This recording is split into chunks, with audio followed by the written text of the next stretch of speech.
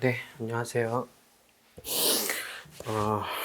오늘부터 상표법 기본 강의를 하게 될 거고요. 기본 강의는 이번 주에 한 2회독 정도 가볍게 볼 거고, 아마 오늘 하루가 1회독 정도 될 것 같아요. 1회독하고 한 3일 정도 또는 이틀 정도 해갖고 2회독 하고 일주일 정도 톤 뒀다가 3회독 이렇게 진행할 계획입니다.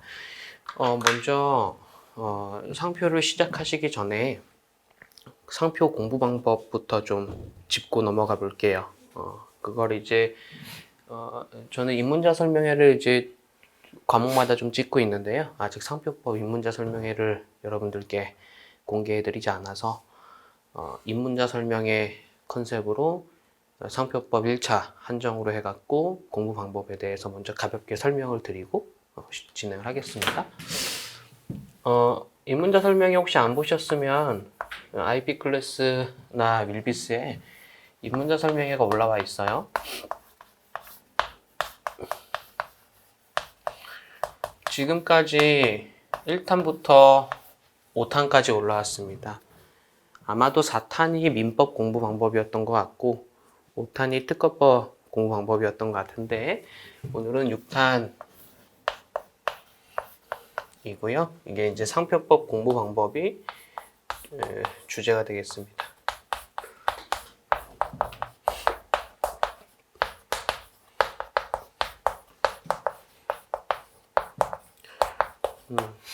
저는 이제 새로운 과목이 되니까 제 소개를 가볍게 하자면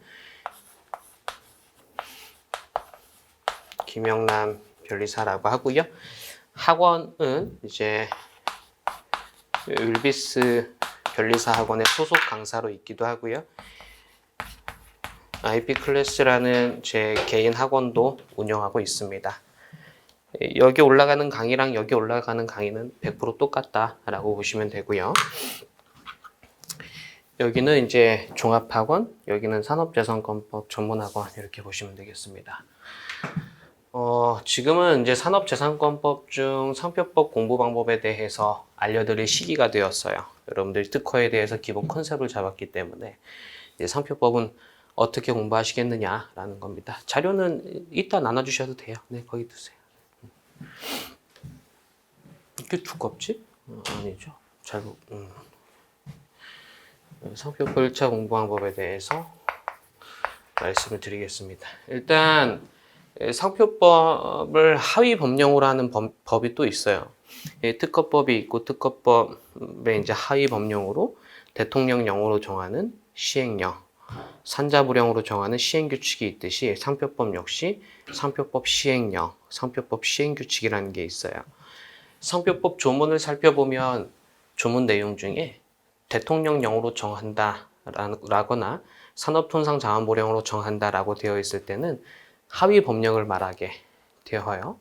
그래서 상표법 시행령도 있고 상표법 시행규칙도 있고 또 징수규칙도 있고 여러 가지 하위 법령이 있습니다. 특허법과 마찬가지로 다만 대표적인 게 시행령과 시행규칙이 될 거예요. 자, 그럼 상표법을 공부하시려면 반드시 선행돼야 되는 게 있습니다. 특허법이라는 과목이 선행이 돼야 돼요.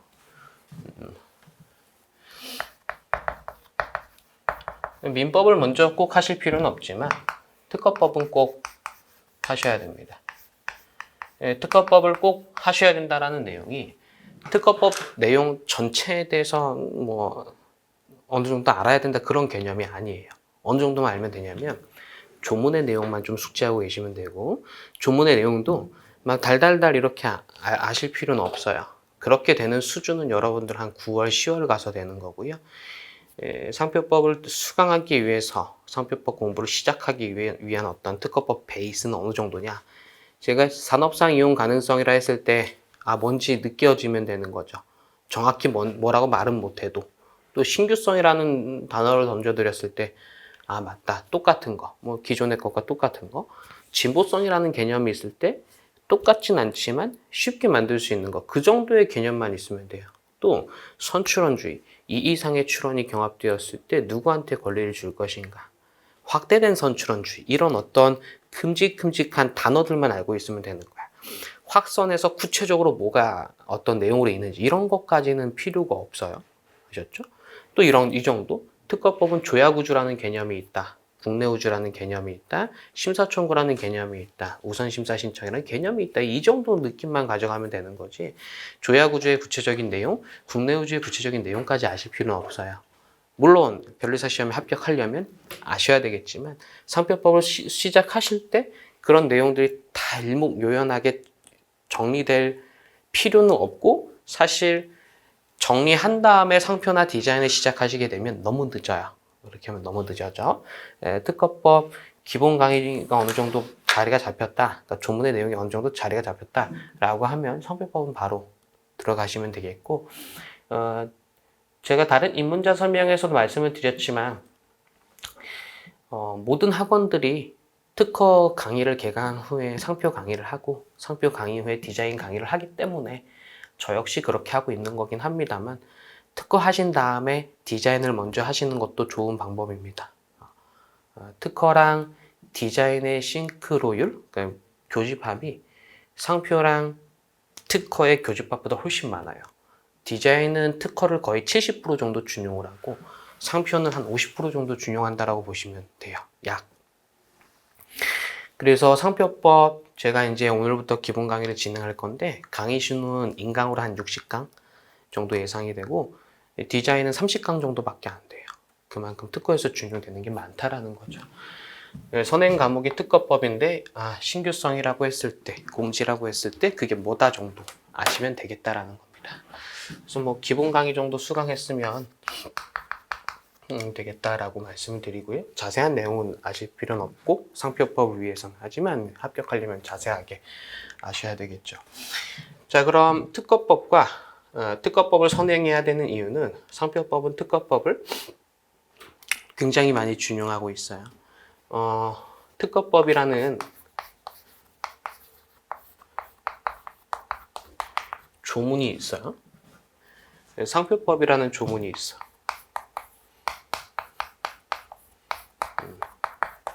상표법 이렇게 특허법 조문의 1조부터 끝까지 내용이 요만큼이라면 상표법의 내용은 이렇게 되는 거예요.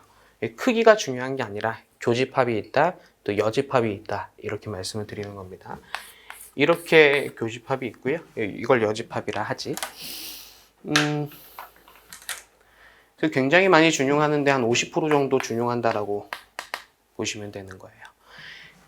특허법은 시험 문제에서 20문제 정도, 상표법은 10문제 정도 나오게 되는데요. 말씀드렸듯이 항상 특허가 더 중요해요.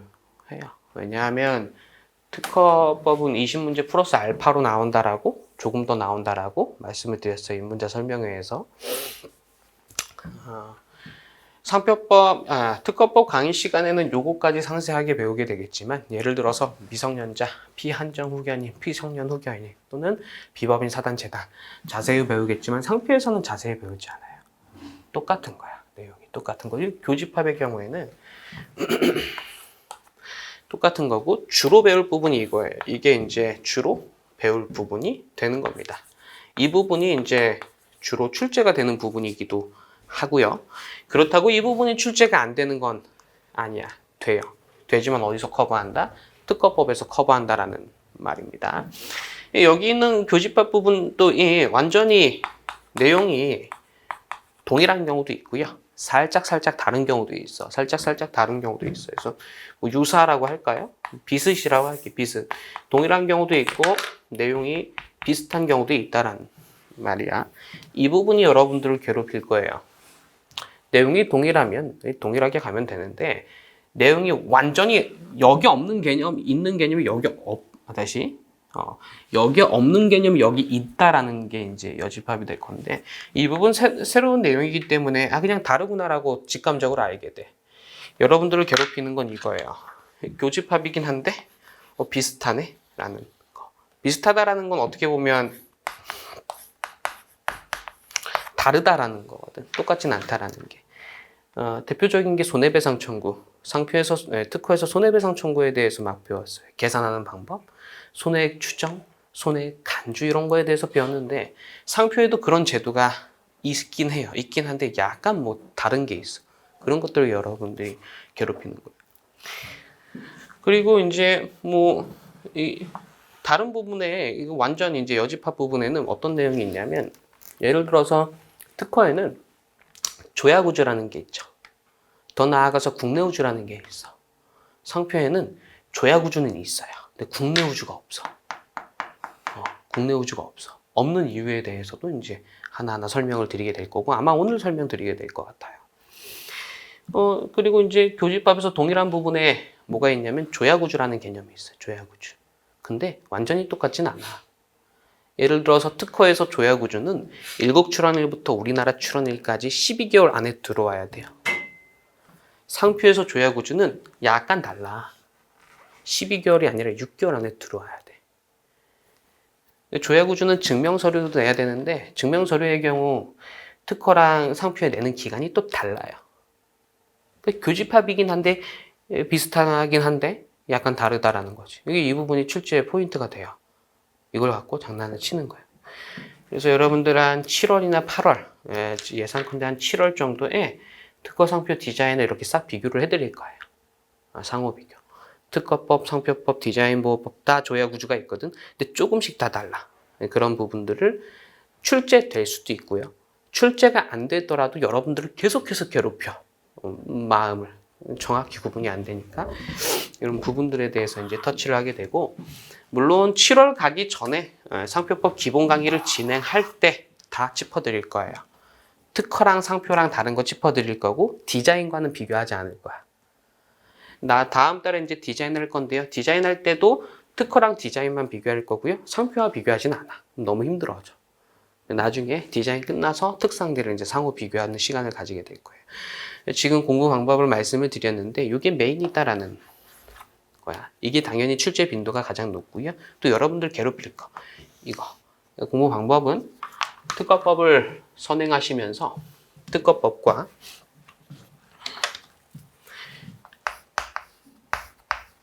비교를 하시면서 공부해야 돼요. 처음부터 이렇게 정확하게 비교를 해야지 나중에는 감당이 안 돼. 분량이 굉장히 적어요. 그럼 뭐 비교 나중에 해도 되는데 이게 굉장히 많단 말이야. 막 60강, 90강이 되는 강의예요. 내용이 많기 때문에 이런 어떤 구별이 잘 되지 않고 가면 굉장히 마음이 불안하고 부실공사가 돼요. 집중이 안 돼. 그렇기 때문에 공부하실 때 비교하면서 공부하셔야 되고요. 비교하실 부분은 조문만 비교하면 돼요. 조문. 특허법과 상표법 조문만 비교하면 되는 거고 비교할 부분은 제가 강의를 하면서 다 알려드릴 거예요. 특허는 이런데 상표는 이러하다. 특허는 이런 제도가 있는데 상표는 이런 제도가 없다. 특허는 이런 제도가 없는데 상표는 이런 제도가 있다. 예를 들어서 특허에는 거절결정 불복심판은 있죠. 하지만 보정각하결정 불복심판이 없어. 근데 상표에는 보정각하결정 불복심판이라는 제도가 있어요. 이런 것들 다 짚어드릴 테니까 잘 체크하셨다가 복습하실 때 비교하셔야 되고요. 저는 이제 방금도 말씀드렸지만 조야구주를 비교할 때에도 특허는 1년이고 상표는 6개월이다 이렇게 말씀을 드렸는데 복습하실 때 특허가 1년이다라는 걸 몰랐다라고 하면 책을 찾아오셔야 돼요. 이 책을 찾아보는 게 좀 고통스럽긴 하거든. 좀 성가셔서. 근데 이걸 좀 게을리하면 안 되고 처음부터 잘 찾아보시고 뒤로 갈수록 안 찾아봐도 되겠죠. 시간이 지날수록. 나중에 찾아본다 이러지 마시고 상표 조야구주 공부하는데 특허 잘 기억이 안 나면 찾아보는 거야. 찾아서 비교하시면서 공부하셔야 됩니다. 7월에 있을 강의를 기다리지 마세요. 상호 비교 강의를 기다리지 말고 미리미리 스스로 그렇게 하시고 그때 그 강의는 이제 확인용으로 다 알고 있는 거네 이렇게 넘어가셨으면 좋겠습니다. 이런 거예요. 그래서 첫 번째 특허법을 선행하셔야 된다. 두 번째 비교하면서 공부하셔야 된다. 특허법 같은 경우는 제가 3회독을 했었고 1회독이 전체 개괄, 2회독이 조문 위주, 3회독이 판례를 섞는 건데 특허법 조문을 거의 뭐 40시간 정도 했던 것 같아요. 상표법 조문은 그렇게 오래 안 해. 그렇게 오래 안 하는 이유가 이거는 안 할 거고요. 이건 안 할 거고 이 부분 위주로 하게 될 거예요. 그럼 이 부분은 어떻게 할 거냐? 3회독에서 진행되면서 이런 부분들에 대해서 하게 되고 동일한 부분 그래도 확인하는 게 좋거든요. 제일 마지막 시간에 특허법 조문과 상표법 조문을 이렇게 2단으로 나갔고 이 비교를 해드릴 거예요. 아셨죠? 그렇게 한번 비교하는 시간을 갖도록 하겠습니다. 예를 들어서 특허법 1조, 상표법 1조 목적. 특허법에서 이제 실시의 개념이 있죠. 실시, 생사양대 수청. 상표법은 실시에 대응해서 사용이라는 개념이 있어. 그 개념을 이렇게 비교하는 식으로 또 특허법의 손배청과 상표법의 손배청, 특허법의 조야구조약, 상표법의 조야구조 이렇게 조문으로 쭉 비교하는 시간을 가지게 될 거예요. 마지막 시간에.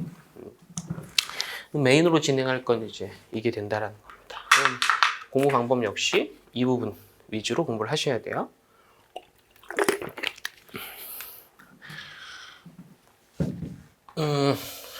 그리고 특허법과 달리 상표법은 판례 비중이 굉장히 커요. 출제 비중이 크다 이런 개념이 아니야. 학문에 있어서 판례가 차지하는 비중이 굉장히 커요. 특허에도 판례가 있고 상표에도 판례가 있어요. 근데 상표는 우리 수험적으로 봤을 때 판례법이라고 할 만큼 굉장히 중요한 부분이 돼요. 특허도 마찬가지긴 한데 얘가 좀 더 중요하다. 특허에서 특허 강사들이 판례를 얘기할 때 그냥 판례는 이렇게 설명을 한단 말이야. 근데 상표법은 그렇게 설명하는 경우도 있지만 판례에 네임드가 붙는 경우가 많아요. 예를 들어서 뭐 스타벅스 판례, 뭐 샤넬 판례, 뭐 이런 식으로 판례 네임드가 붙어. 그 이유가 뭐냐면 특허법의 판례는 결국에 기술에 관한 거거든. 그래서 뭐 예를 들어서 화학 분야다라고 하면 무슨 벤젠, 니트로글리세린 뭐 그런 단어들이 나올 거예요. 니트로글리세린 판례 이렇게 얘기를 안 하거든. 이거는 여러분 우리가 다 전공이 다르잖아요. 그렇죠? 전공 자기가 잘하는 분야가 다르기 때문에 이공계가 아닐 수도 있고 아니면 아직 이제 대학교를 이수하지 않았을 수도 있고 다행이죠. 우리 전기전자 하나도 모르는데 누군가는 화학 하나도 모르는데 판례에 어떤 기술 내용이 들어가도록 공부를 하면 너무 고통스럽단 말이에요. 판례 원문을 찾아보면 얘는 다 기술 내용이에요. 반면에 상표라는 건 아직 우리가 상표가 뭔지 안 배웠는데 대표적인 게 스타벅스라는 브랜드 네임을 상표라 그래요. 스타벅스라고 하면 무슨 기술적 내용이 아니기 때문에 우리가 이해하는데 조금 더 판례 원문을 이해하는데 조금 더 용이하다라고 보시면 돼요. 상표법 같은 경우는 그래서 판례 네임드가 붙어요. 판례 자체에 예를 들어서 스타벅스에서는 뭐 어쩌고저쩌고 이러다 보니까 스타벅스 판례, 샤넬에서는 어쩌고저쩌고 하니까 샤넬 판례, 메트로시티가 어쩌고저쩌고 하니까 메트로시티 판례 이렇게 얘기를 하게 돼.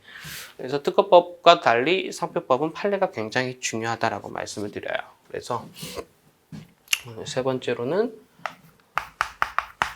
판례를 공부하실 때 판례 네이밍을 이제 네임드가 붙은 판례가 있어요. 이런 네임드가 붙은 판례는 여러분들이 암기하려고 할 필요는 없어.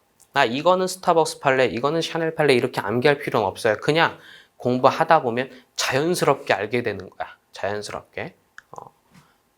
우리가 기다가 걷다가 뛰듯이 자연스럽게 알게 되는 부분이니까 암기할 필요는 없다라는 겁니다. 이런 게 붙는다라고 말씀을 드린 거고요. 그리고 이제 여러분들 1차 상표법이 있고 2차 상표법이 있는데 판례라는 거는 1차에서도 중요하지만 2차에서 정말 많이 중요합니다. 1차에서는 판례를 어느 정도 공부하면 되냐면 판례를 보고 OX를 판단할 수준만 이제 암기를 하시면 돼요. 근데 2차에서는 달달달 암기해야 된단 말이야. 그래서 기본 강의를 수강하실 때는 달달달 암기하실 필요는 없고요. 그냥 가볍게 OX를 판단하는 수준에서 정리를 하시면 되겠고, 근데 이제 우리가 진입 시기가 빠르기 때문에 한 7월, 8월 요즘 가서 좀 정리가 됐다, 전 과목이 정리가 됐다라고 하면 2차를 대비하기 위해서 미리 판례를 암기해 놓으면 좋아요. 암기. 왜 그러냐면 1차에서는 OX를 판단하면 되지만 2차에서는 여러분들이 답안지에 판례 내용을 그대로 박아 넣어야 되거든. 답안지라는 게 있어요. 서술형 시험이기 때문에. 이런 차이가 있다라고 말씀드립니다. 특허 선행하시고요. 특허랑 비교하면서 공부하시고요. 판례 네임드 체크하시고, 그리고 이제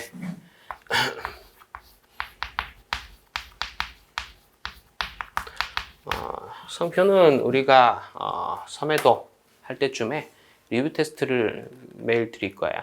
리뷰 테스트를 드리면 이거 OX로 되어 있거든. 잘 하고 있는지 테스트를 해보시고, 이거는 이제 하드 트레이닝, 어려움, 하드 트레이닝이 될 거예요. 어렵다, 어렵지만 이제 지나고 나면 남는 게 많을 것이다, 이렇게 말씀을 드리고, 리뷰 테스트는 여러분들 그냥 다 틀린다라고 하면 돼요.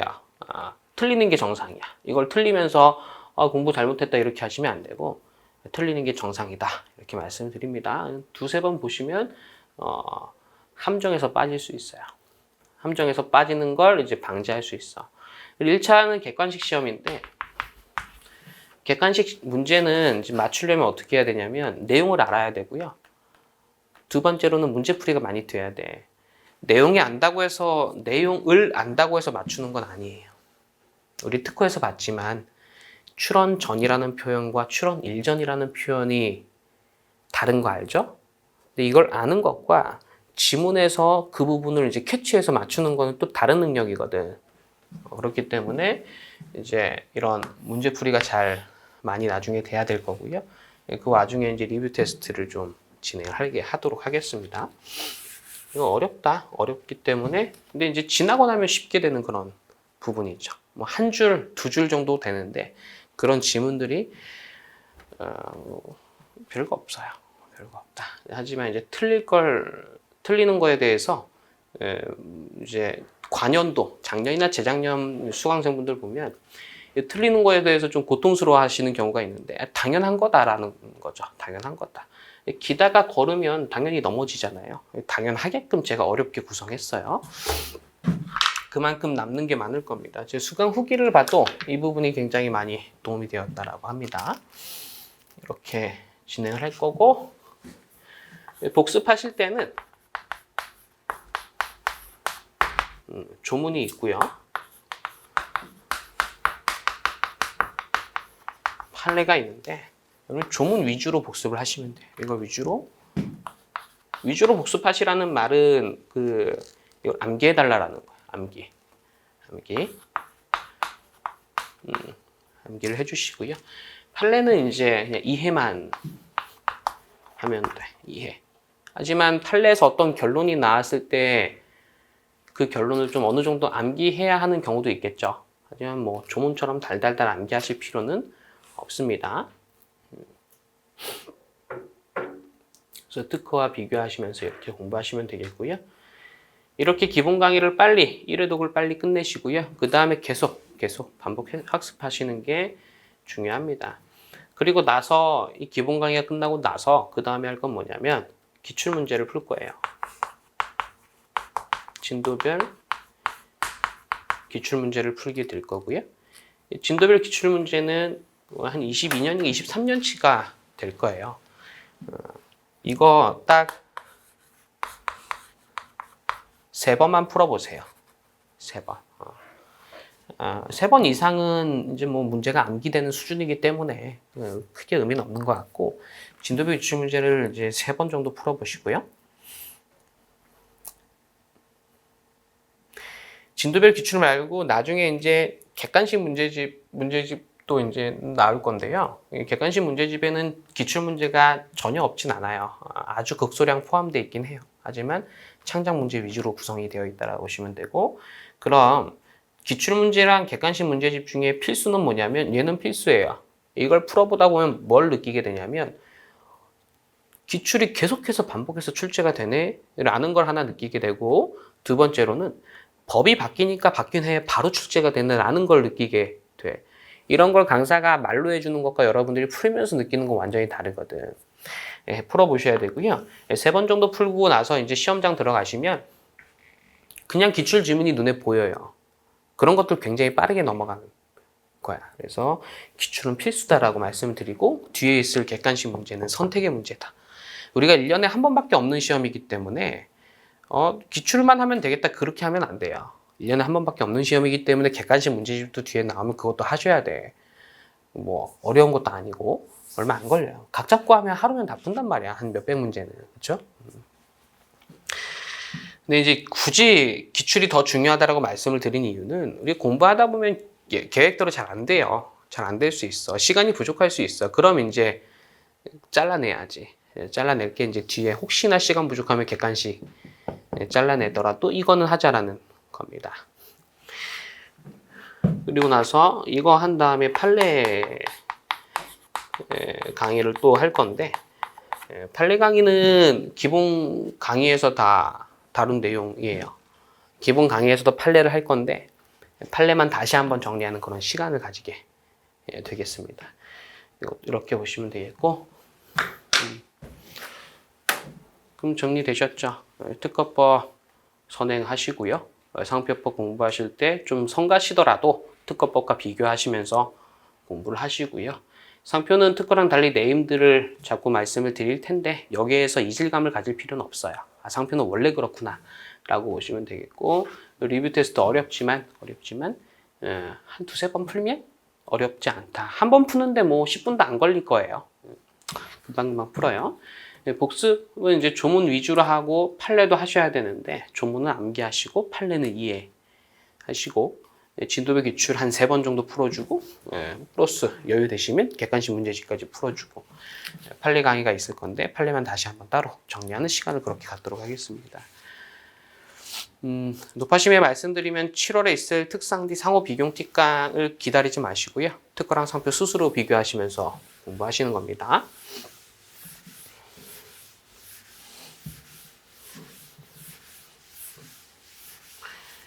그리고 이제 상표를 공부하시다 보면 뭔가 특허보다 어렵다 이런 걸 느낄 수 있어요. 그런 부분이 어디냐면 굉장히 상표법에는 추상적인 개념이 굉장히 많이 등장해요. 안 그래도 산업재산권법 자체가 절차법이기 때문에 실체법이 아닌 절차법이기 때문에 우리가 평소에 해보지 않은 것들에 대해서 접한단 말이에요. 그거부터가 어렵거든. 절차법이라는 건 무슨 말이냐면 특허청, 심판원, 소송 이런 단계에 있어서 그 절차를 원활하게 진행하기 위해서 그들이 만들어 놓은 약속이란 말이야. 물론 법의 목적을 달성하기 위한 어떤 제도 안에서 만들긴 하겠지만 어쨌든 특허청에서는 특허청이 좀 일하기 편하게 심판원에서 심판원이 일하기 편하게 이런 식으로 좀 구성이 된 거란 말이에요. 대표적으로 특허 명세서 어떻게 써요? 발명의 성명과 청구 범위를 나눠서 쓴단 말이야. 자기들이 그렇게 정해놓은 거예요. 실체랑 상관없이. 특허청에서 나라에서 그렇게 정해놓고 발명자들은 그렇게 출원해라 라고 이제 하는 거죠. 그런 절차법에 더해서 상표는 굉장히 추상적이야. 추상적인 개념이 등장하게 돼요. 추상적 개념. 대표적인 추상적 개념이 특허에 없었던 유사라는 개념이 등장을 하게 되고 특허에 없었던 어떠한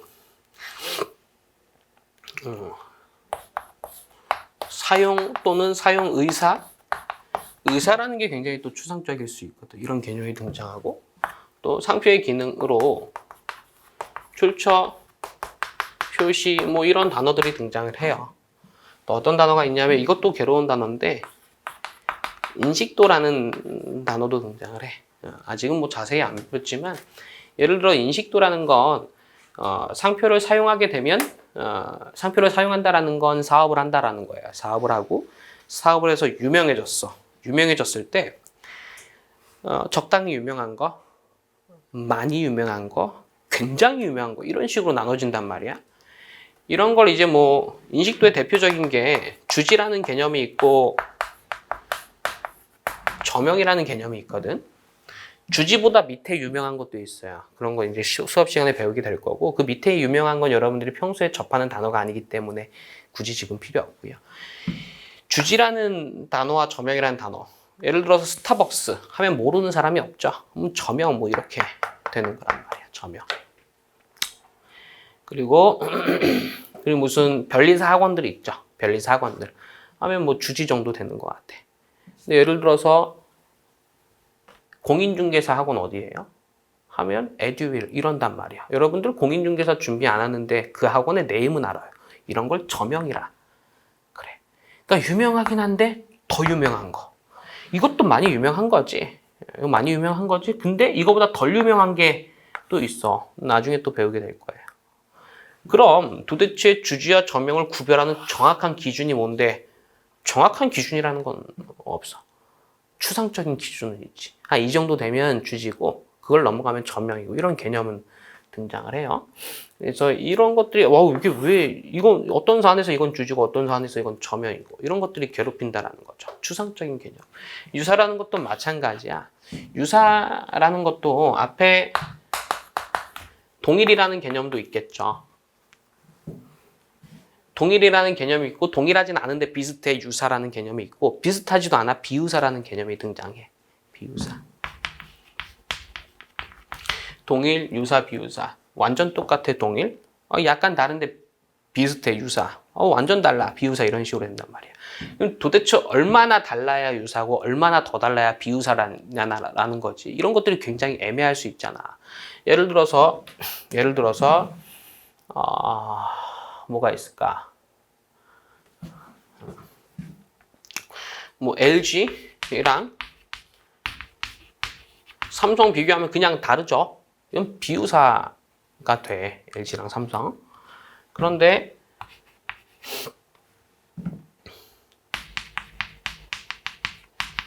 백다방이라는 단어가 이 단어는 동일하진 않죠. 다르긴 해. 근데 이게 다르긴 한데 비유사인지 유사인지 되게 애매하단 말이야. 이런 것들이 이제 여러분들을 괴롭히게 돼.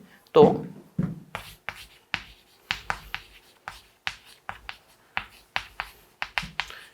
네이처스 프렌드 라는 것과 자연의 벗이라는 것도 한번 비교해 볼게요. 다르지? 다르긴 한데 생긴 건 달라. 발음도 달라요. 얘는 네이처스 프렌드, 얘는 자연의 벗. 근데 고민되는 이유는 관념이 똑같아. 자연의 친구 하다 보니까 관념이 똑같죠? 관념이 똑같으니까 또 이거 어떡하지? 동일한 거 아닌가? 유사인가? 비유사인가? 이런 것들이 문제가 될 수 있어요. 이런 것들 자체가 굉장히 애매하다라는 거죠. 이건 분명하게 비유사인데 이런 경우는 굉장히 애매하잖아. 나는 수험자인 나는 이거 유사 같은데 이거 유사 같은데 판례는 비유사라 하네 라든가 아니면 나는 비유사 같은데 판례는 유사라고 하네 라는 것들이 여러분들을 괴롭히게 되는 거거든. 마찬가지로 나는 저명이라 생각하는데 왜 판례는 주지를 하지? 이런 것들이 괴롭히게 돼. 추상적인 개념이 등장하게 되는데 마음가짐을 어떻게 하시면 되냐면 상표는 추상적인 어떤 포인트들이 많구나. 마음가짐은 그냥 인지를 하고 있으면 돼요. 인지하고 원래 그렇구나 라고 인지를 하시고 공부하시는 거 이제 잘 따라오시면 됩니다. 최대한 제가 구체화해서 설명을 드릴게요. 설명을 드릴 거고 최대한 추상적으로 다가오지 않게 그러니까 과목 자체가 추상적이긴 하지만 최대한 추상적으로 다가오지 않게 한번 여러분들께 전달을 드려보겠습니다. 이 구체화하려면 어쩔 수 없이 판례에 대해서 굉장히 사실관계를 설명을 드릴 수밖에 없어요. 판례는 판례의 결론만 띡띡 전달을 드릴 수도 있는데 시험에 나오는 건 사실 판례의 결론이 시험에 나온단 말이야. 그 판례의 결론에 도달하기 위한 사실관계까지 시험에 1차 시험에 나오진 않아요.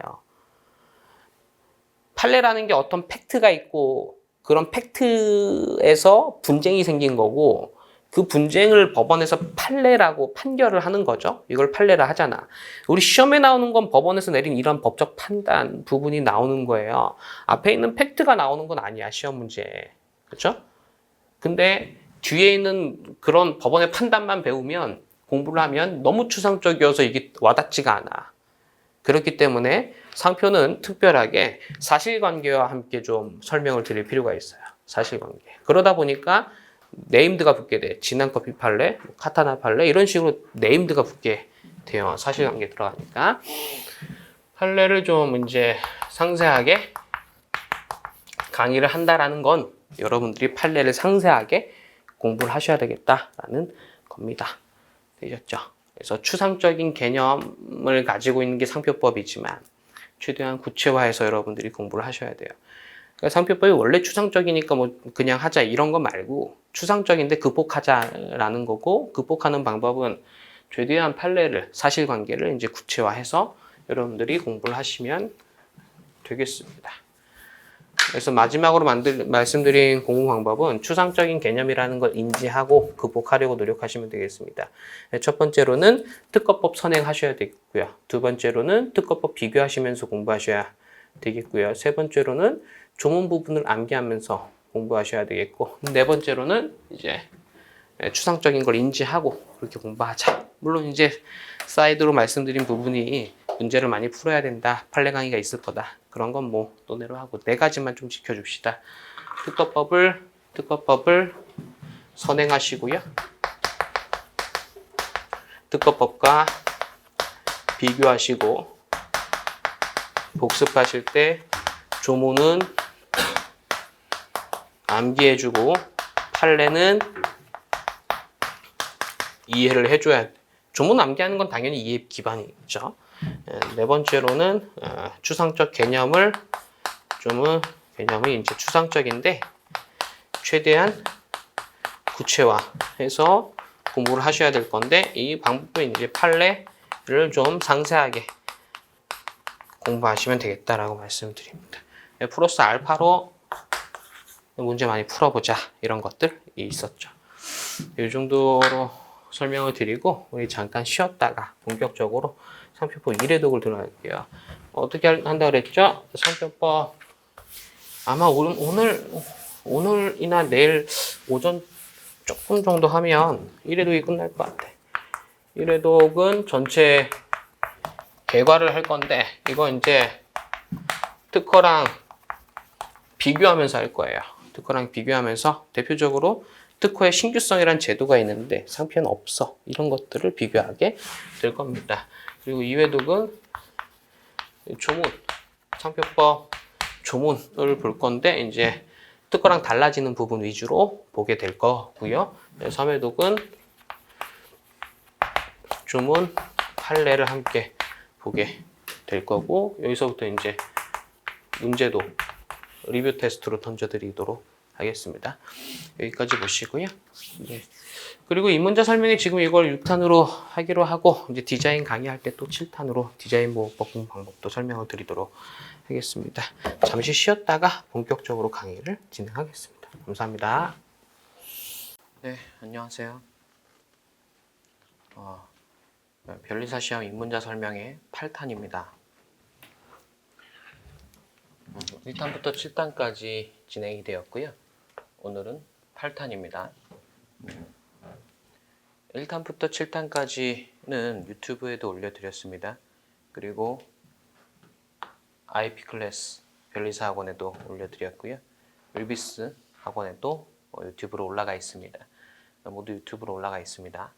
그리고 참고로 7탄에서는 상표법 공부 방법을 설명드렸고요. 이번에 8탄은 디자인 보호법 공부 방법에 대해서 설명을 드리겠습니다.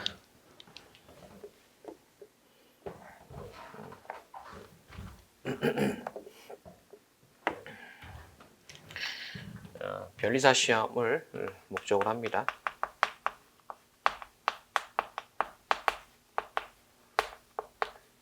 변리사 시험 대비 공부 방법입니다. 먼저 제 소개를 가볍게 드리면 저는 김영란 변리사라고 하고요. 합격 기수는 54기입니다. 54회 때 변리사 시험에 최종 합격하게 되었고요. 저는 IP 클래스 학원과 변리사 율비스 학원에서 산업재산권법 전문 강사로 이렇게 활동을 하고 있습니다. 두 개의 학원에 동시에 소속이 되어 있고, 율비스 학원은 민법이나 자연과학도 있는 종합학원이고요. IP 클래스 변리사 학원은 산업재산권법만 있는 산업재산권법 전문학원입니다. 저는 두 쪽에 모두 소속되어 있고, 참고로 IP 클래스에서는 제가 대표로 있습니다. 그래서 전문 학원이냐 아니면 일반 학원이냐 이 차이고요. 제 강의는 모두 똑같이 올라갈 거고요. 내용도 전부 똑같습니다. 차이가 없습니다. 자, 그리고 우리가 이번 공부 방법은 말씀드린 대로 디자인 보호법과 공부하는 방법이죠. 우리가 이전에 입문자 설명에서 말씀을 드렸지만 디자인 보호법은 특허법과 비교했을 때 한 70% 정도가 동일합니다. 그래서 특허법과 디자인 보호법을 비교하면 이렇게 교집합도 있고요. 여집합도 있게 되는 거죠. 상표도 마찬가지로 설명을 드렸습니다. 그림을 이렇게 좀 그려놔서 교집합이 작은 것처럼 보이지만 디자인 보호법은 특허법을 상당 부분 따라가고 있어서 한 70% 정도 동일하다라고 보시면 됩니다. 그럼 70%에 해당하는 부분은 특허에서 배우시는 거고요. 디자인 보호법에서는 30%에 해당하는 부분을 배우시게 되죠. 물론 나머지 특허법과 교집합인 70% 부분도 시험에 나오기 때문에 다루어 드립니다. 기본 강의를 통해서. 그래서 특허와 디자인을 비교해 봤고요. 이렇게 교집합과 여집합에 대해서 나눠놨습니다. 이렇게 같은 부분도 있고 다른 부분도 있고 같은 부분에서도 제가 1번과 2번으로 나눠놨는데요. 1번의 경우에는 교집합이고 완전 동일한 거, 100% 동일한 거. 2번의 경우에는 교집합이긴 한데 약간 다른 거. 3번은 디자인에만 있는 제도, 4번은 특허에만 있는 제도 이렇게 나눠놨습니다. 디자인 보호법 공부 방법을 설명드리기 앞서서 먼저 이렇게 특허와 비교해 볼 필요가 있습니다. 특허와 비교를 해보신 다음에 그 다음에 공부 방법을 방향성을 설정하셔야 됩니다. 제가 1번, 2번, 3번, 4번의 유형을 한번 예를 들어 보겠습니다. 먼저 1번 유형입니다. 여기서 보시는 내용은 특허법 7조고요. 7조. 특허법 7조에는 특허에 관한 절차를 밟는 자의 대리인의 대리권은 서면으로서 증명하여야 한다라고 나와 있어요. 그리고 디자인 보호법에는 이와 같은 규정이 있는데요. 이 디자인 보호법 8조, 이게 유형 1번. 유형 1번은 특허랑 완전히 동일해요. 특허에 관한 절차를 밟는 자라는 부분이 단지 이 부분이 단지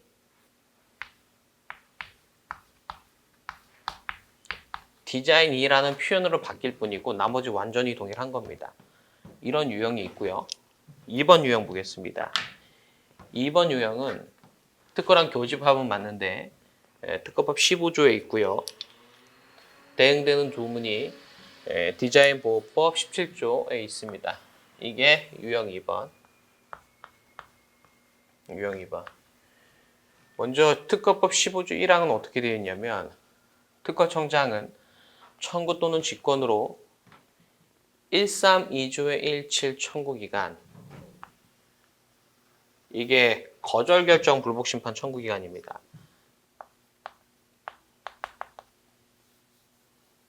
이게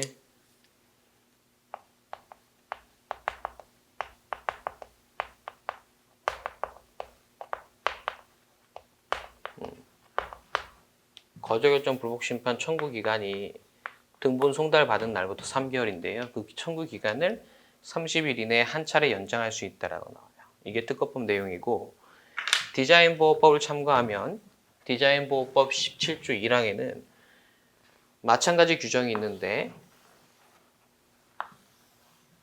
이 박스는 디자인에 대한 내용입니다. 디자인, 이 내용. 디자인보호법은 이렇게 나옵니다. 특허청장은 청구 또는 직권으로 특허에는 이렇게 규정해 놓은 것을 디자인에서는 이렇게 규정했다라는 거죠. 특허법은 거절결정 불복심판 청구 기간에 한해서 30일 이내에 한 차례 연장할 수 있다라고 나오는데, 디자인보호법은 이렇게 연장되는 기간이 여러 가지예요. 하나가 아니라.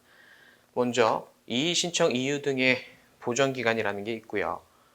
둘, 보전각하 결정 불복 심판 청구 기간 셋, 거절 결정 불복 심판 청구 기간 모두 연장할 수 있습니다. 이렇게 되어 있는 이유는 첫 번째, 특허에선 이의 신청 이유 등의 보전 기간이라는 개념 자체가 없고요. 두 번째, 특허에서는 보전각하 결정이라는 제도는 있어요. 근데 보전각하 결정에 대해서 불복 심판을 청구할 수 있는 그런 제도가 따로 없습니다. 특허에서는 보전각하 결정이 나오면 보전각하 결정 그 자체에 대해서는 불복하지 못하고 거절 결정 불복 심판을 통해서 다툴 수 있을 뿐입니다. 이어서 거절 결정 불복 심판은 똑같죠. 그래서 디자인은 특허는 거절 결정 불복 심판만 연장할 수 있는데 디자인은 거절 결정 불복 심판은 물론 특허에 전혀 없는 제도도 연장할 수 있도록 되어 있어요. 그래서 특허와 교집합이긴 하지만 이 부분이 다르죠. 이 부분이 달라서 유형 2번으로 설명을 드리고요. 세 번째, 유형 3번은 뭐냐면 유형 4번부터 설명드릴게요. 유형 4번은 특허법에만 있는 제도입니다.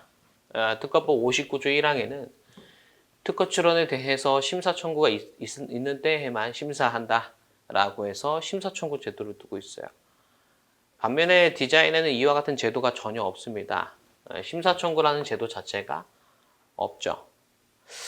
그리고 디자인 보호법은 특허법에 전혀 없는 제도인 35조라는 제도가 있고요. 이게 유형 3번입니다. 35조는 관련 디자인이라는 어떤 내용인데 이 내용에 대해서는 제목만 설명을 드리고 특허에는 없는 제도다라고 말씀을 드릴게요. 이런 식으로 유형 1부터 2번, 3번, 4번 나눠놨습니다. 상표도 마찬가지입니다. 상표도 특허랑 비교해 봤을 때 유형 1, 2, 3, 4로 나눠지고요. 그럼 변리사 1차 시험에서 디자인 보호법 기준으로 봤을 때 가장 중요한 건 뭐냐면 이겁니다. 유형 3번. 특허에는 없는 제도 이런 것들이 중요하게 되는 거고요. 그러면 또 유형 4번 볼게요. 특허에는 있는데 왜 디자인은 없을까? 이런 것도 중요합니다. 이런 것도 디자인은 없잖아요. 디자인에 없는 이유. 반대로 말하면 특허에만 있는 이유. 이런 것들이 이제 또 중요한 포인트가 되죠. 기출문제를 참고하면 그렇습니다. 또한 여러분들을 정말 괴롭히는 건 유형 2번입니다. 유형 3번이랑 4번은 특허에만 있다, 디자인에만 있다 이런 게 정리가 깔끔하게 잘 되는데 유형 2번 같은 경우에는 특허에도 있고 디자인에도 있는데 약간의 디테일이 다른 거죠. 이렇게 디테일이 다르다 보니까 여러분들을 괴롭히게 돼요. 이런 부분들이 한두 군데가 아닙니다. 이런 부분들은 어렵지는 않지만 대비하기 까다로운 그런 부분이기 때문에 대비하는 방법은 특허와 디자인을 공부할 때부터 처음부터 비교하면서 가셔야 돼요. 비교하면서. 참고로 이의신청 이유 등의 보존기간이라는 개념, 보존각하 결정 불복 심판이라는 개념 자체가 특허에는 없거든. 어떻게 보면 이 두 내용은 요 유형 3번으로 가는 것이죠. 즉 디자인에는 있고 특허에는 없는 거거든. 이런 내용을 잘 이해하시면 이런 교집합에서도 유형 2번도 잘 이해가 될 수 있어요.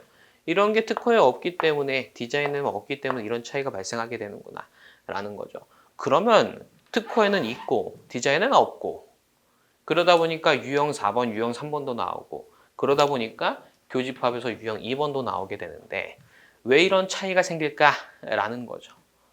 그런 걸 이해하셔야 되는데 그러려면 양법의 본질부터 들어가야 됩니다. 양법의 본질이 특허는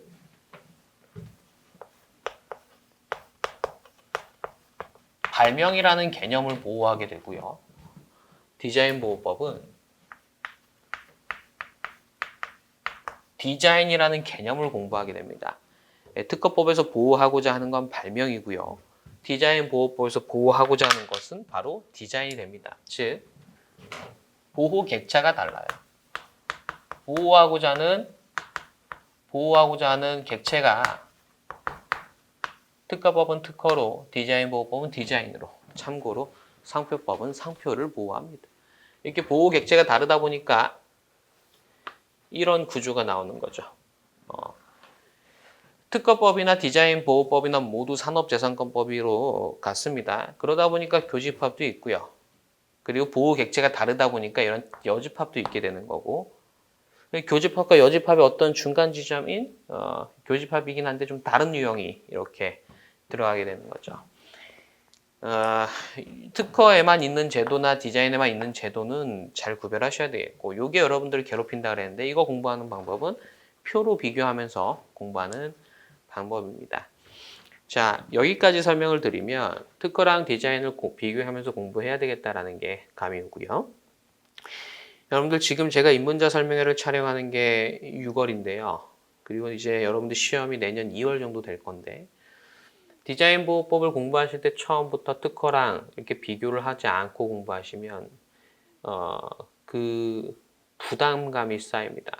지금 칠판에 적어 놓은 유형 1번부터 4번까지는 정말 쉬운 예시고 또 아주 노멀하고 정말 일부의 예시입니다.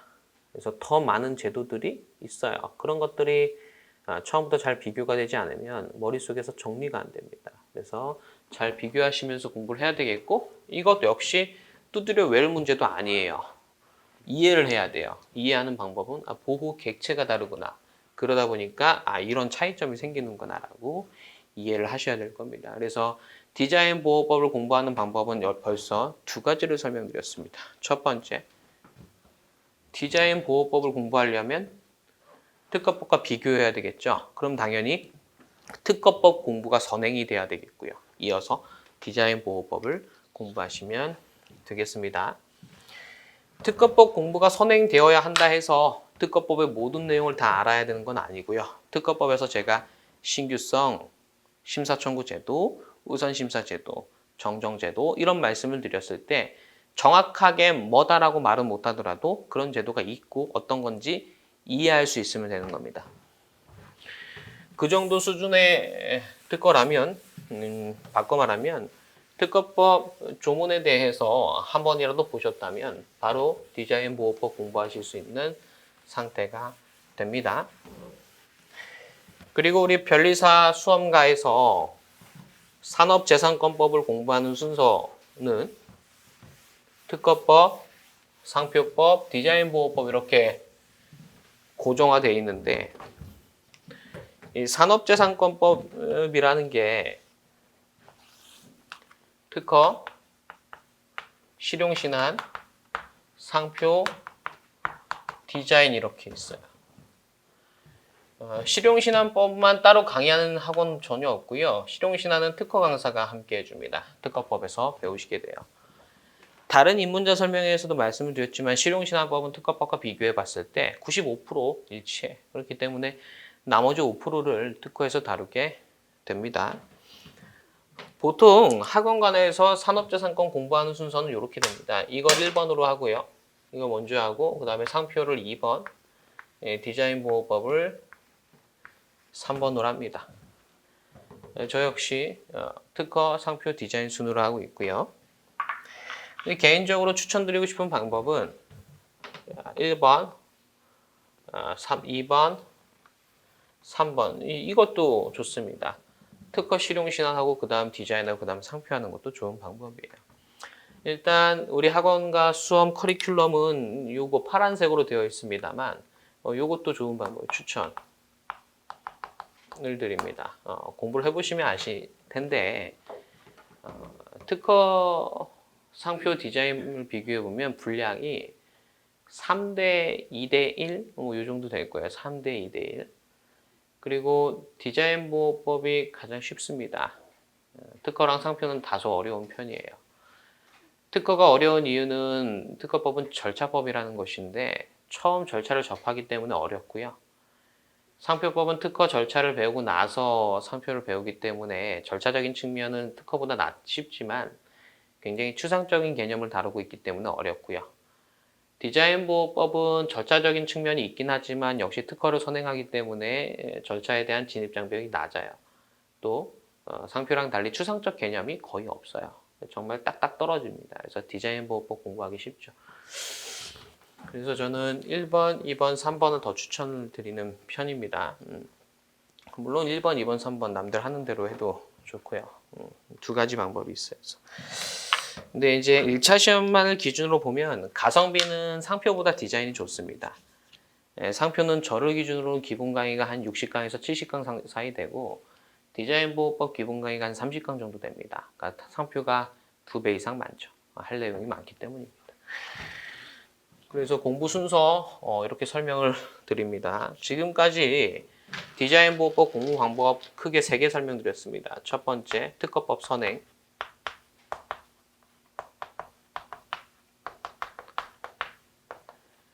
상표법 선행은 필수가 아닙니다. 상표법은 나중에 해도 되고요. 아니면 먼저 하셔도 되고. 두 번째로는 특허법과 비교 공부.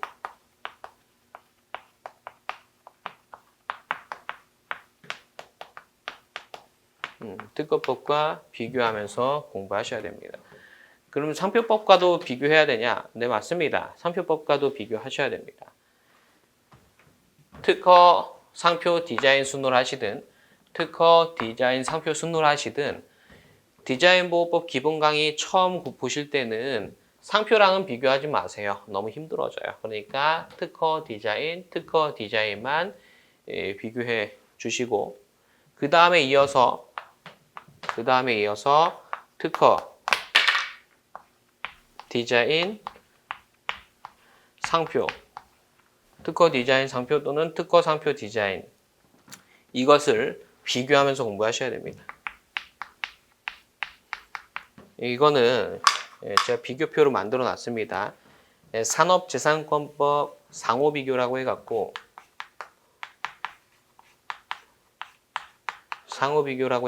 제가 IP클래스 사이트에 올려놨어요.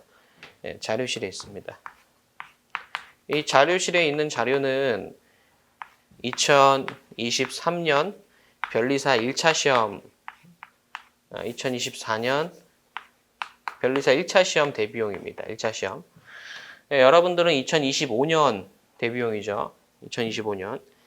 여러분들은 이 자료가 아니라 2025년 1차 시험을 목적으로 하기 때문에 이 자료가 필요한데 이 자료는 제가 아직 공개를 안 드렸어요.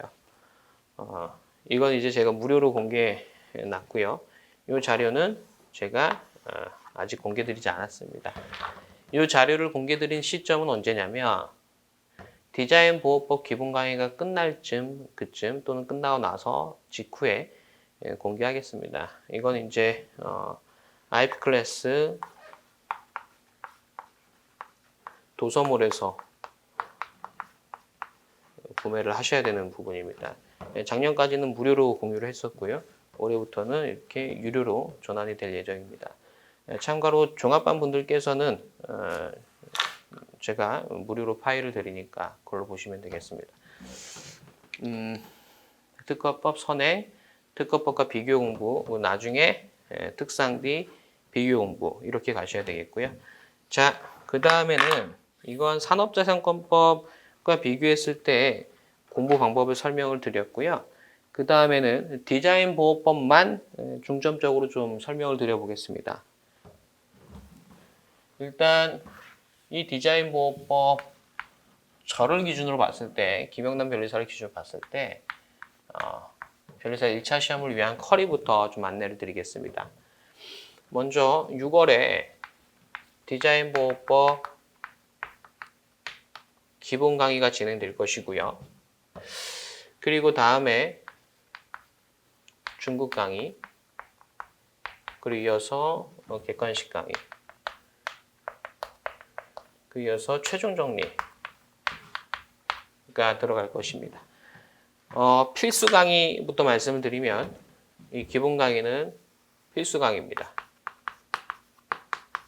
필수 강의가 되고 나머지 중국, 객관식, 최종 정리는 취사 선택하시는 부분이고요. 이 중간에 제가 무료 강의를 넣습니다. 두 번째로 하는 게 기출 강의, 그 다음에 하는 게 판례 강의 이렇게 됩니다. 이렇게. 요 강의는 무료 강의, 무료 클래스가 되죠. 이 기출은 진도별 기출이고요. 이 판례는 디자인보호법 기본 강의에서도 판례 다룹니다. 판례 다뤄요. 그런데도 판례를 따로 하는 이유는 판례만 따로 봐야겠다라는 그런 의지가 생기거든요. 공부하다 보면 조문만 한번 따로 보고 싶기도 하고 판례만 한번 따로 보고 싶기도 해요. 필요한 과정이기도 하고요. 이렇게 진행이 될 거고, 이 기본 강의, 중급 강의, 객관식 강의, 최종 강의, 그리고 중간에 있는 기출 강의, 판례 강의 무료, 이 컨셉은 김영남 변리사 기준으로는 특허, 상표, 디자인 모두 같습니다. 특허도 이렇게, 상표도 이렇게 진행을 하죠. 요거 필수고요. 요거조차 선택입니다. 선택. 나머진 다 필수가 되고요. 이렇게 선택이 많은 이유는 초시생 분들은 기본 강의가 필수일 거고, 재시생이시거나 하면 뭐 여기부터 바로 시작하시기도 합니다. 그래서 수험생 분들 모두를 다 필요한 강의 이렇게 선별해서 들으시라고 이렇게 해놨고요. 하지만 제가 강조드리고 싶은 건 요거 준필수로 봐주세요. 준필수. 그렇다 해서 기출 강의가 꼭 필요한 건 아니고요. 기출 문제는 꼭 풀어달라는 말씀입니다. 강의는 이제 선택인데 문제는 반드시 풀어보셔야 돼요. 특상디 공통으로 기출 문제는 꼭 풀어보셔야 되겠습니다. 그리고 이제 중급 강의, 판례는 참고로 디자인은 판례 자체가 많지 않아요. 그래서 판례집이 따로 나오진 않을 거고, 종이, 프린트로 굉장히 짧게 1시간 정도 진행할 것 같아요. 1시간도 안 될 것 같습니다. 판례가 워낙 적은 과목이라. 중급 강의는 핵심 이론 정리라고 좀 알려져 있는데요. 핵이죠. 핵심 이론 정리, 핵이죠. 기본 강의 내용을 다시 한번 하긴 하는데 얘를 굉장히 압축해서 해요. 그러니까 시험에 나오는 것만, 엑기스만 뽑아놨다라고 보시면 되겠습니다. 이런 컨셉이고, 객관식 강의야 당연히 이제 문제풀이가 될 거고요. 여기서 말하는 객관식 강의는 기출 문제가 일부 포함되어 있긴 하지만 비기출로 좀 구성을 많이 해놨습니다. 비기출로 구성한 이유는 기출 문제만 출제되는 게 아니라 변경된 심사 기준, 변경된 법 이런 것들도 나오기 때문에 그렇게 해놨고요. 최종 정리는 중급 강의보다 더 압축해 놓은 거예요. 시험장 들어가기 전에 최대한 압축해 놓은 게 최종 정리 컨셉입니다. 이것도 선택이고요. 다 선택입니다. 다만 우리 기본 강의를 6월에 합니다. 6월에. 그리고 변리사 1차 시험이 25년 2월로 예상이 됩니다. 예상이 되기는 3월일 수도 있고요. 그럼 6월 말쯤에 디자인 보호법 기본 강의가 종강이 될 건데, 그럼 종강된 후부터 2월까지 거의 반년이죠. 반년 사이에 어떤 내용이 변경이 되거나 추가가 될 수 있거든요. 그 이유는 첫째, 법이 바뀔 수도 있고요. 둘째, 새로운 판례가 나올 수도 있고요. 셋째, 심사 기준이 바뀔 수도 있습니다. 참고로 24년 12월에 심사 기준 변경이 예정되어 있습니다. 심사 기준 변경. 제가 이 심사 기준 변경에 직접 관여를 하고 있는데요. 지금 이게 심사 기준 변경이 띡 하고 되는 게 아니라 한 10개월 정도 논의를 하다가 변경을 하는 거거든요. 변경을 한다라는 건 핫하기 때문에 변경하는 겁니다. 출제 1순위가 되는 부분이기도 하고요. 이 부분은 제가 직접 관여를 하고 있으니까 자료를 올려드릴 건데, 근데 이 12월에 변경될지 안 될지 확실하진 않거든요. 그러니까 확실한 건 변경이 되는데 어떤 부분이 어떻게 변경된다, 이건 확실한 부분이 아닙니다. 그렇기 때문에 6월 강의에 반영을 할 수도 없어요. 그렇다 해서 디자인 보호법 기본 강의를 12월에 지나서 할 수도 없습니다. 강의는 6월에 합니다. 그럼 이렇게 변경되거나 추가된 부분이 시험에 나올 건데 이거 어떻게 하느냐? 제가 자료를 올려드립니다. 자료. 이런 부분들은 이런 부분들을 대비할 수 있도록 자료로 올려드릴 거고요. 또는 영상으로도 올려드릴 거예요. 자료만으로 충분히 너무 쉽게 대처가 된다라고 하면 자료만 드릴 거고 조금이라도 설명이 필요하겠다 하면 영상으로 답변을 드릴 거고요. 그리고 이런 것들을 그냥 찾아보기 귀찮다 하면 최종 정리해서 다 반영이 되는 겁니다. 최종 정리. 이렇게 보시면 되겠습니다. 그리고 여러분들 이런 변경, 추가, 변경 이런 거에 대해서 굉장히 예민하신데 디자인 보호법이 요만큼 있으면 변경되는 부분은 요만큼이에요. 따라서 변경되니까 나중에 들어야지 이러지 마시고 미리미리 공부하시고 변경된 부분 체크만 하시면 되겠습니다. 변경에 대해서 너무 변경된 다음에 들어야지 그럴 필요 전혀 없다라는 거죠.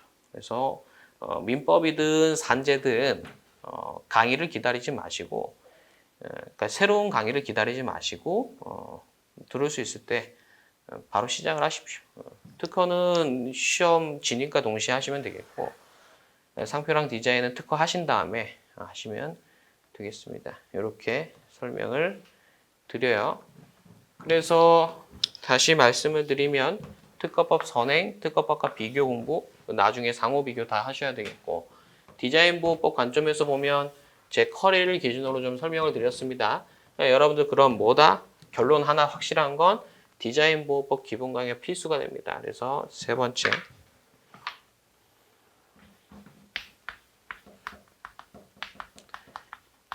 기본 강의를 수강하는 게 공부 방법이 될 겁니다.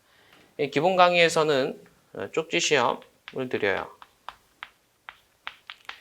쪽지 시험. 쪽지 시험은 뭐냐면 기본 강의 수강하고 그날 배운 거 바로 복습하고 그런 게 있고요. 리뷰 테스트라고도 하죠. 기본 강의에서 사용되는 것은 교재는 기본서가 나올 거고요. 기본서 플러스 필기노트가 됩니다. 필기노트가 따로 있어요. 이 두 가지를 가지고 수업을 진행하게 됩니다.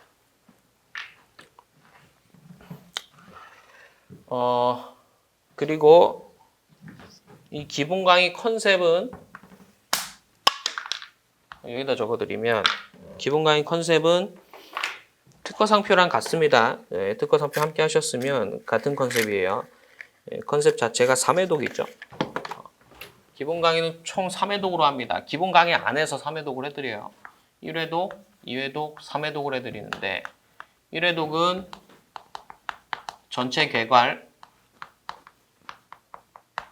2회독은 조문 중심으로 한 바퀴, 3회독은 이제 기본서 가지고 조문 플러스 판례 해갖고 한 바퀴 돌리게 됩니다. 쪽지 시험은 여기서부터 나가요. 쪽지 시험은 여기서부터 나갑니다.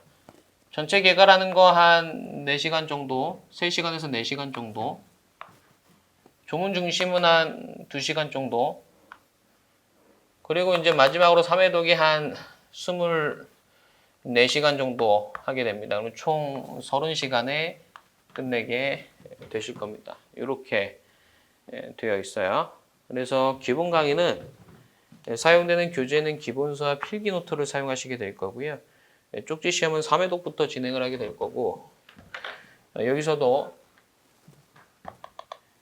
필기노트만 쓸 거고요. 여기서도 필기노트만 조문 프린트를 따로 드리면 조문 프린트가 있구나. 조문 프린트 드리고요. 여기서는 이제 기본서와 필기노트를 함께 사용하시게 될 겁니다. 기본 강의 이런 식으로 진행이 되고요. 자, 지금까지 이제 보면 공부방법, 특허법 선행, 비교 공부를 기본 강의 바로 수강하자라는 거고요.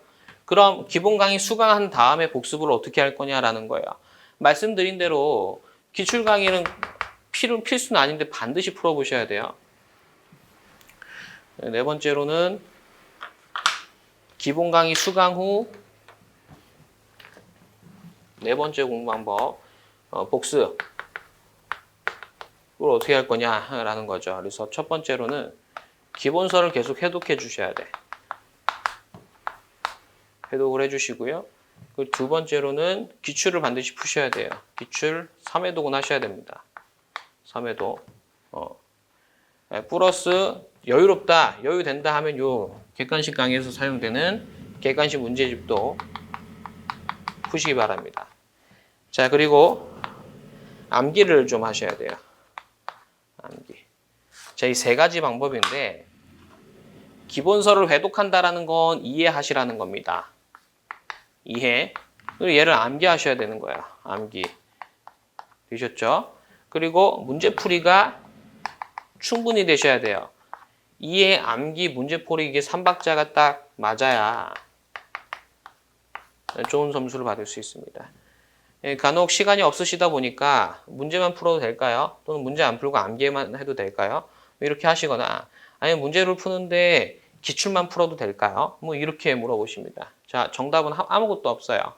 일단 가장 정석은 기본서, 기출, 객관식, 암기 다 하는 거예요. 다. 우리가 변리사 시험이 1년에 한 번밖에 없고 인생이 걸렸다라고 해도 무방할 정도로 중요한 시험입니다.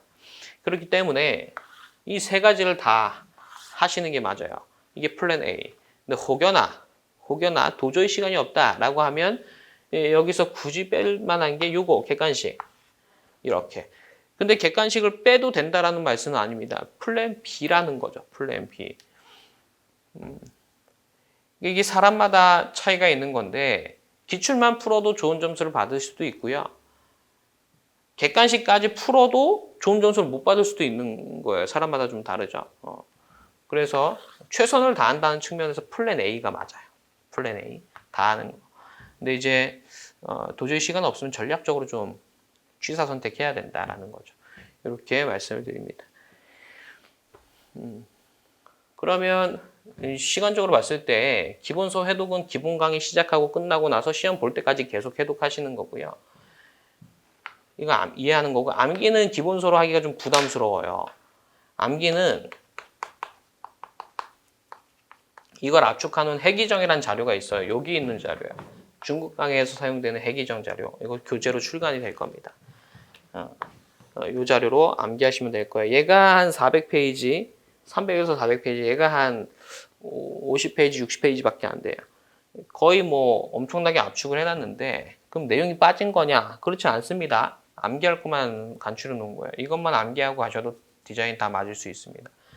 네, 이렇게 설명을 드리고요. 물론 문제풀이가 되셔야 되겠죠. 필수야, 필수. 그래서 이해, 암기, 문풀 3박자 다 맞아야 된다.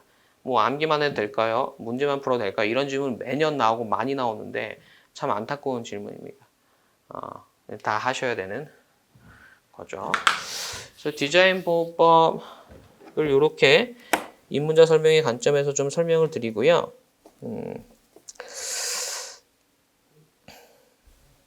이 정도 설명을 드리고 우리 잠시 쉬었다가 바로 디자인 보호법 기본 강의 요거 전체 개괄 들어가도록 하겠습니다.